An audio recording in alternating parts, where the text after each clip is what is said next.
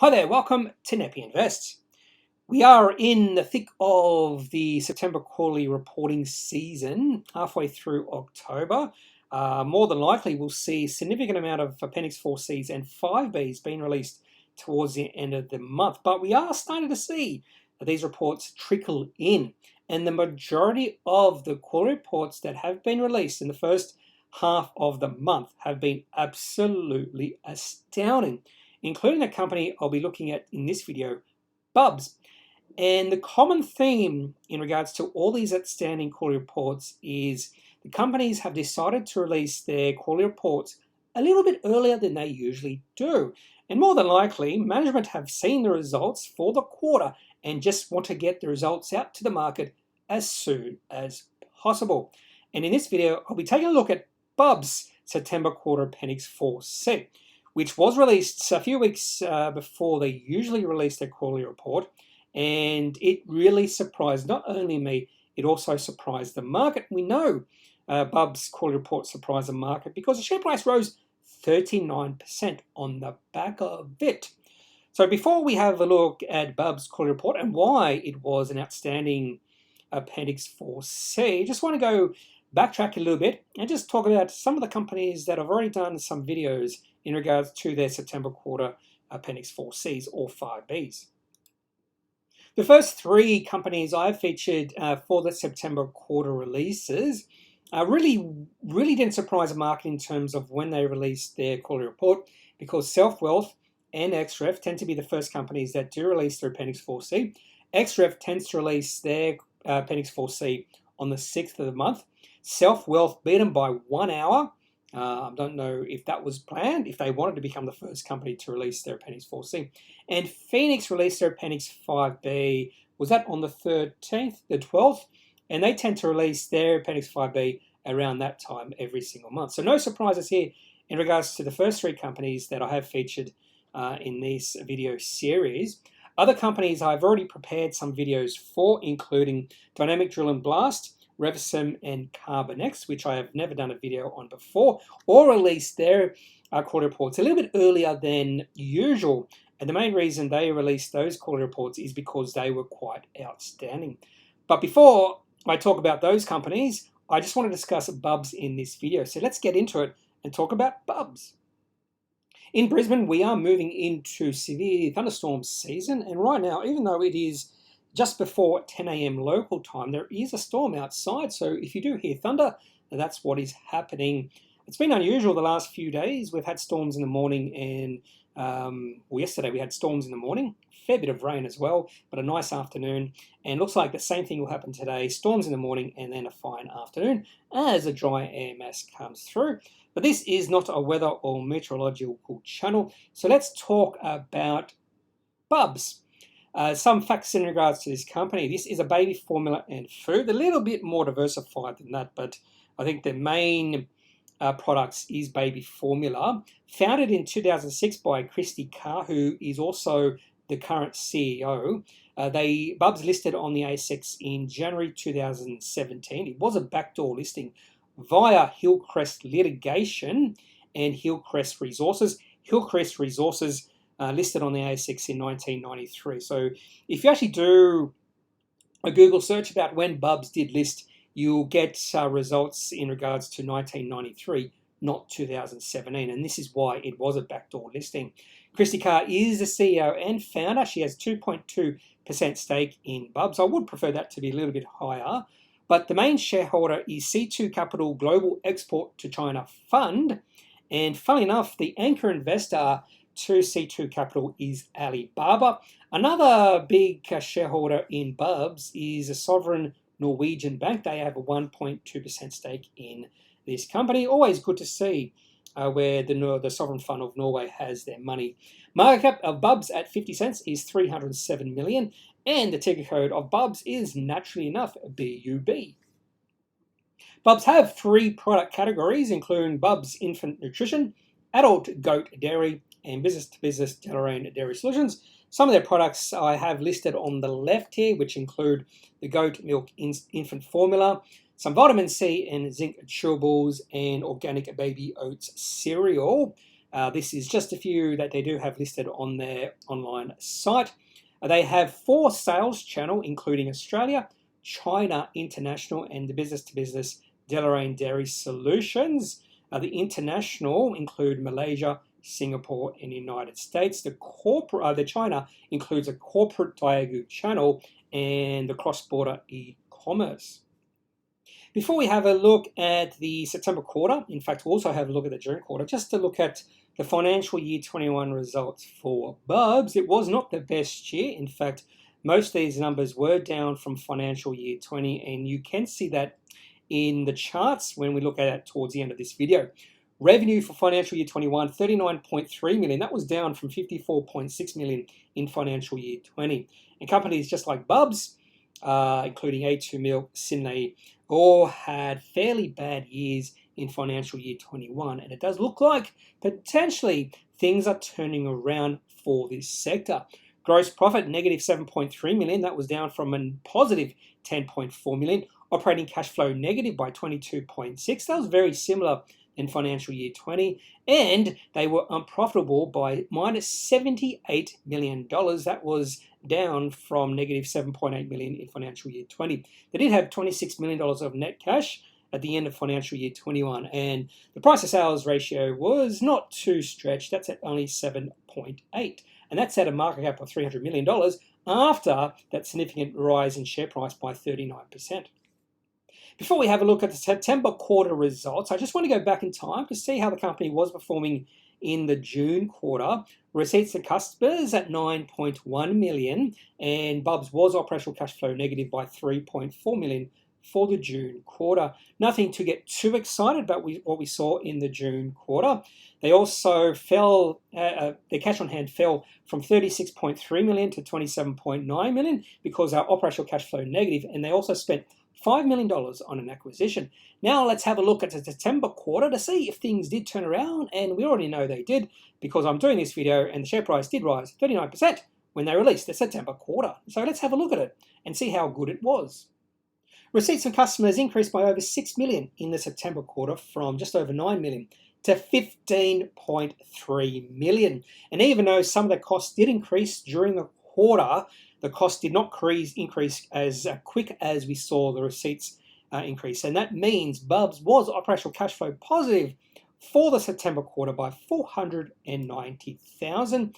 And they didn't really spend any money on financing and investing activities. So all that operational cash flow fell to the bottom line, and they increased the cash on hand to $28.3 million.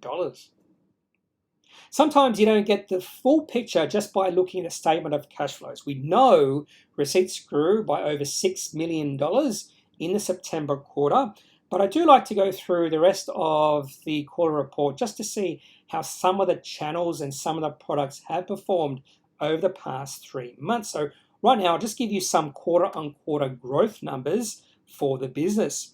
Overall, Bubs revenue did grow 45%, again, quarter-on-quarter. Bubs infant formula up 64%, that's the revenue. Adult goat milk powder up 61%. Bubs infant formula Daigou sales up 265%, and the cross-border e-commerce up 19%. When we look at the receipts history for Bubs, we definitely can see how this company was affected by COVID-19. Going back to when they listed on the ASX, the first quarter, they did release an Appendix 4C. Bubs saw $1.1 million of receipts in the March quarter of 2017. And then receipts grew every quarter from then. In fact, they grew over a 3-year period from that $1.1 million to $23.4 million in the March quarter of 2020 when COVID-19 had hit the world. And then we saw receipts pull back. In fact, they pulled all the way back from $23.4 million to a low of $9.1 million in the June quarter 2021. If we calculate the growth rate in receipts pre-COVID-19, we did see receipts grow at 29% per quarter. That's a fairly significant growth in receipts, and one of the reasons why the market absolutely loved this company pre-COVID-19. And if we do calculate the growth rate in receipts, including COVID-19, you still get a respectable 15.7%. the big question I have is, can Bubs go back to that pre-COVID-19 growth trajectory? And if they can, the value of this company right now at $300 million is looking quite attractive. Now let's have a look at some charts for Bubs. And the first chart we'll be looking at is the weekly chart, going back to when they backdoor listed onto the ASX. There was a fair bit of hype in Bubs during the first few years on the ASX. In fact, the share price increased from the 10-cent range all the way to a high of about $1.60 in May of 2019. You can see an exponential rise in the share price during the first 3 or 4 months of 2019, when the share price rose from 44 cents to that high of $1.60. So almost a quadruple in the share price in a very short period of time. Now, we did see share price under pressure during the remaining of 2019, falling from that $1.60 range, and then fell all the way down to 44 cents during the COVID-19 financial panic. And then, just like every single other company on the ASX, there was a V-shaped recovery. We saw the share price increase from 44 cents to a high of $1.19, which was reached in May of 2020. The share price has been under pressure since then, just like every other company in this sector. In fact, the share price of Bubs did move into medium to long-term downtrend in August of 2020, and that coincided with when A2 Milk fell into the same sort of downtrend. But we have seen the Bubs share price wanting to recover since May of this year. And right now, with the release of this Appendix 4C, the share price does want to move to, or looks like it wants to move into a possible new weekly uptrend. We'll probably have to wait a few more weeks to confirm that. The share price does want to move above 50 cents, which was a previous high, which was reached back in June. Does look like the most recent low is a higher low than that May low of this year. So potential movement of Bubs share price into a weekly uptrend, but we do need confirmation. We'll have to wait a few more weeks for that. Maybe you're not patient enough and want to look at the more short-term movement of Bubs share price into an uptrend. So let's have a look at the daily trend to see if it is potentially moving into an uptrend. Looking at the daily chart for Bubs, going all the way back to the COVID-19 recovery period, and during that recovery, the share price of Bubs did get towards $1.20. And this chart confirms that Bubs did move into a downtrend in August of this year, and that downtrend continued all the way to May, June of this year, when the share price did get to its low of 31 cents. We did see the share price wanting to recover in June, July of this year. We saw a little bit more volume come in, which did pick up the share price, but that volume drifted away in towards July, end of July, and that's why the share price started to drift down in August, September, because there was a lack of volume, that interest had dried up until Bubs released their Appendix 4C for the September quarter. Share price rose 39% all the way to that previous high, which was reached in June, July of this year. And the share price actually did get up above that previous high for a brief period on the day after they released their Appendix 4C. But the main thing is the share price looks like it wants to consolidate around 50 cents. We've seen 2 days where the share price has remained around that level, and there is a possibility this could be the beginning of a new uptrend for Bubs.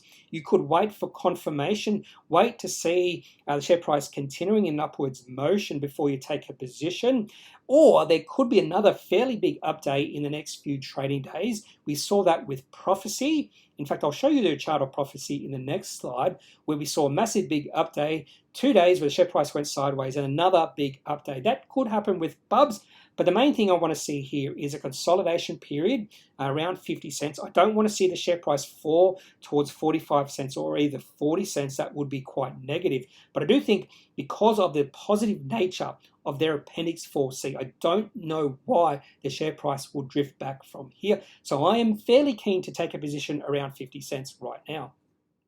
This is the daily chart for Prophecy, ticker code PRO. This company released a positive announcement on the 7th of October. Share price increased 29% on that day on fairly high volume. Then the market took a breather over the next 2 trading days. The share price went sideways on much lower volume. And then for some reason or not, maybe the market had enough time to digest the announcement, the share price increased another 24% on the 12th of October, and then the next 3 trading days, the share price has gone sideways. I've seen this sort of share price volume action play out numerous times before on the ASX. Now, this doesn't mean this will happen with Bubs, but don't be surprised if we see another big day in the Bubs share price over the next few trading days. That's all I have for this. Bubs, Appendix 4C September quarter for their financial year 22. Share price up 39%. It does look way more interesting simply because it does look like this sector is starting to recover, which makes Bubs, A2 milk, Synlait milk all look way more attractive right now than how I was viewing these companies a few days ago. With the share price hovering around 50 cents currently, it could be a good entry point into this company if you do like where Bubs is heading in the medium to long term. So I'll be keeping a close eye on this company and potentially taking a position in the next few trading days. If you do have any questions about this company or any other company on the ASX, please leave a comment, your thoughts, or a question in the comment section of this video. Otherwise, I am not a financial advisor. If you do need financial advice, make sure you seek out someone who is qualified and can speak to your own financial needs. That's it for this video. Have a good day. Bye.